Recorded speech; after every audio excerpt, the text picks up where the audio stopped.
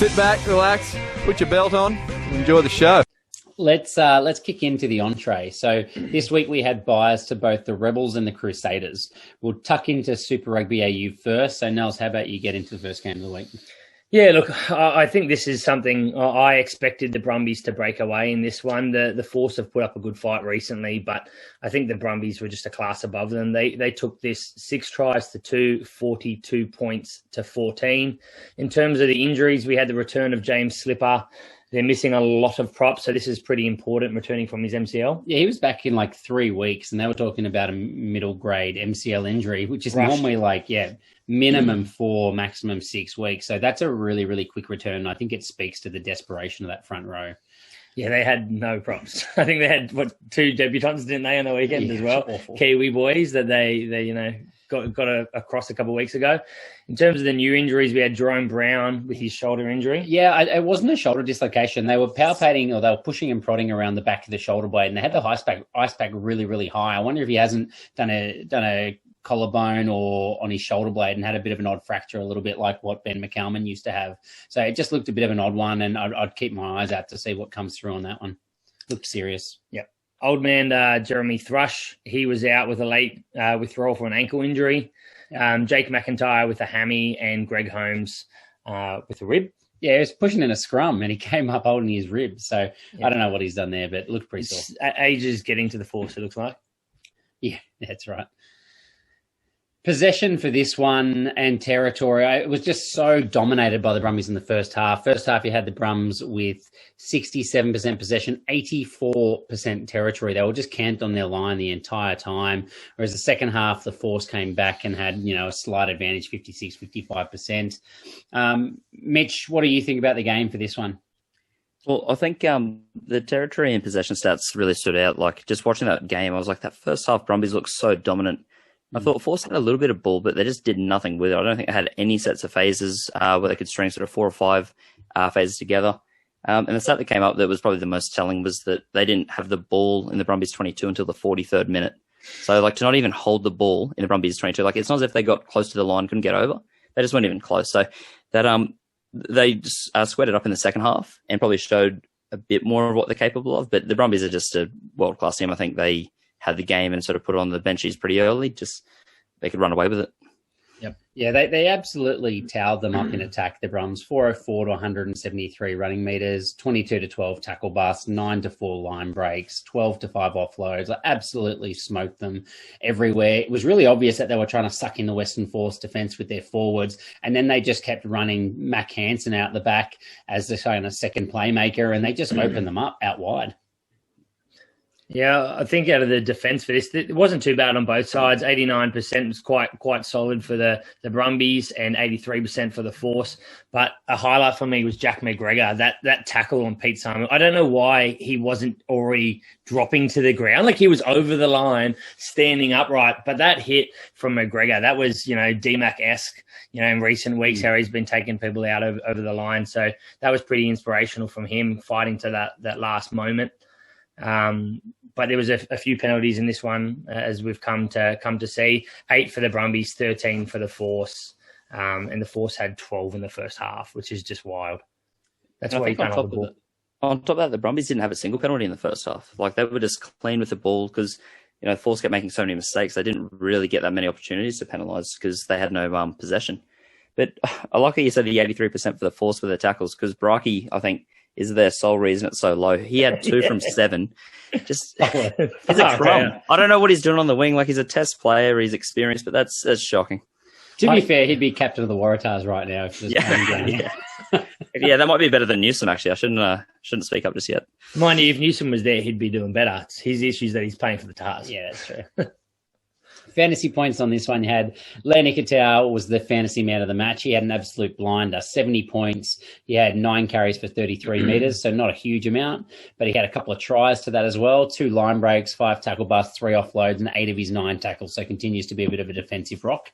For the Brums, you also had Mac Hansen, 69 points, Caden Neville, 61, Muirhead, 59, Valetini, 42, so kind of a lot of the usual suspects there as well. And Western Force, you had Henry Taifu with 42 points. I thought it was probably the best game we've seen him play. Yeah, he'd shown plenty of promise in the NRC, but yeah, first time in Super Rugby level, I think.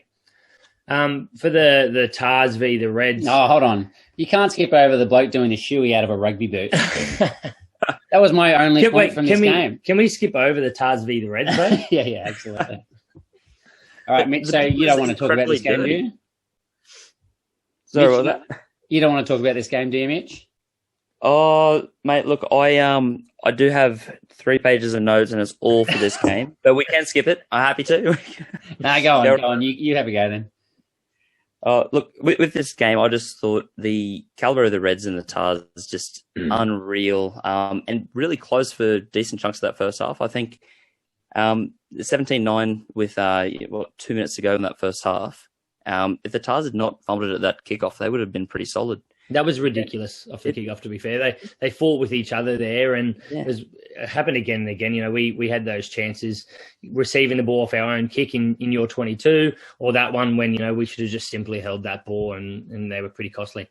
Yeah, but even second half, I think it was 27-14 with maybe 20 or so minutes left, and I thought Tars aren't out of this game. Like, O'Connor's kicking was bad enough that they could sort of creep back in, but they just didn't. They had no options, I think, once, you know, they realised they just had to stop Parisi and Fecchetti.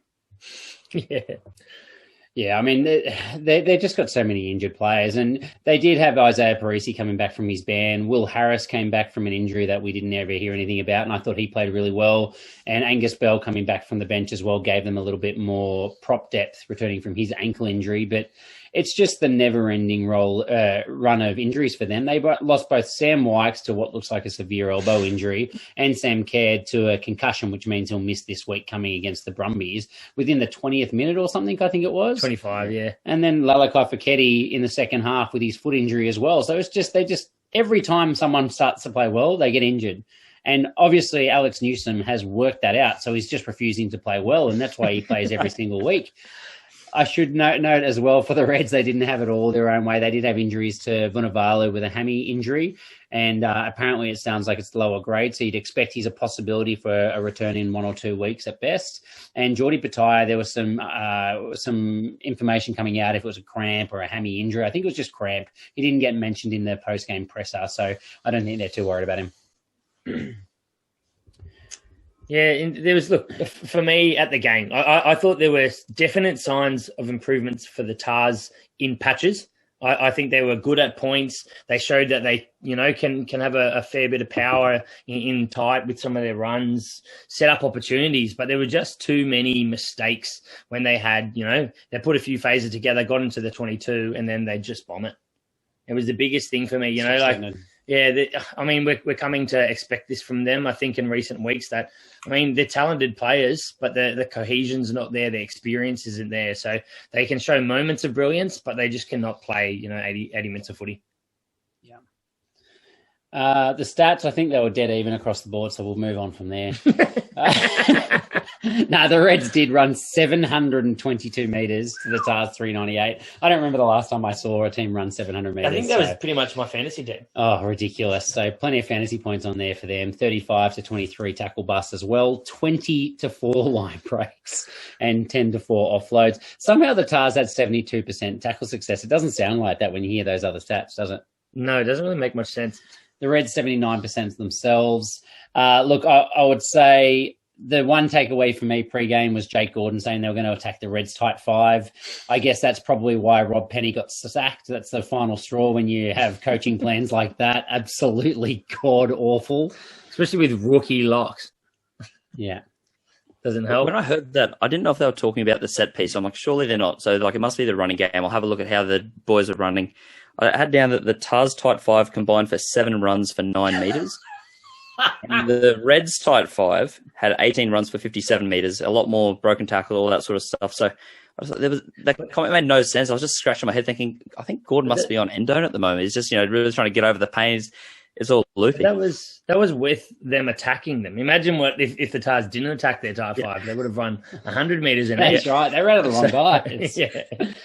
Look, fantasy man of the match for this one, Filippo Daugunu, 87 points. Actually, man of the round, 13 carries for 137 metres, so more than 10 metres a carry. 3 line breaks, 11 tackle busts, which is massive, an offload, and 6 from 7 tackles. For the Reds, we had Tate McDermott, 83, Alex Murphy off the bench with a hat-trick, 80 points, Lucan Solokai Lotto, 57, Fraser McWright, 51, Jock, 44, that's James O'Connor, not the fullback, and Geordie Pataya, 43, Sarah Uru, new Wallabies squad member, 42 points. For the Tars, no one did any good. The best that they had was injured Lalakai Foketi. Oh, that's got to be wrong. Points. Will Harrison did well. I'm sorry. You put this up. This I know. Is your fault. I know. He's my boy. He got 56 points. Let's not say there we no go. one. There was one. Nicely done. All right. Super Rugby. And Will Harris got 44 points. Oh, there you go. Is this your first day? Must be. So many excellent Waratahs. I can't believe it.